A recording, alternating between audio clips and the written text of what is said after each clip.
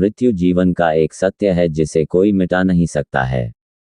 पृथ्वी पर जन्म लेने वाले प्रत्येक प्राणी की एक दिन मृत्यु निश्चित है। मृत्यु के बाद शरीर नष्ट हो जाता है, इसीलिए शव को जला दिया जाता है या दफना दिया जाता है। लेकिन आत्मा कभी नहीं मरती, यह एक शरीर से दूसरे शरीर में बदलता रहता है। इसीलिए शरीर को नश्वर और आत्मा को अमर कहा गया है।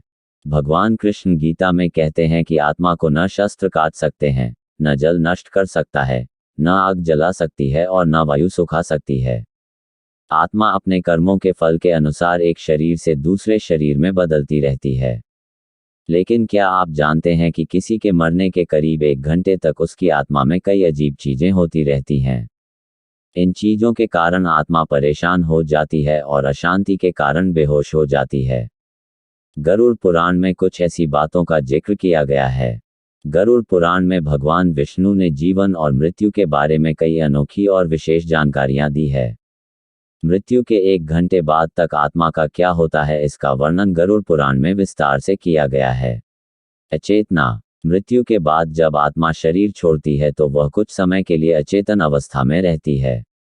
ये वैसा ही एहसास है जैसे कड़ी मेहनत के बाद थकान या गहरी नींद आती है।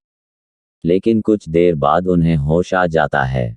आत्मा का असामान्य व्यवहार। मृत्यु के बाद जब आत्मा शरीर छोड़ती है तो उसे यह अनुभव नहीं होता कि उसके साथ क्या हुआ है। इसीलिए जब आत्मा शरीर से बाहर निकलती है तो उसके बाद भी वह पहले जीवन जैसा ही व्यवहार करती है।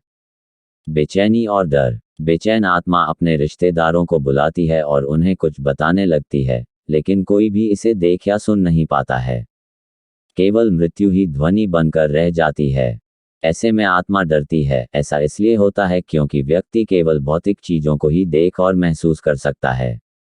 सांसारिक माया। गरुड़ पुराण में बताया गया है कि शरीर को छोड़कर आत्मा को कष्ट पहुंचाती है। इसलिए वह अपने रिश्तेदारों से मिलने और बात करने की कोशिश करती है, लेकिन उनकी कोशिश नाकाम हो जाती है।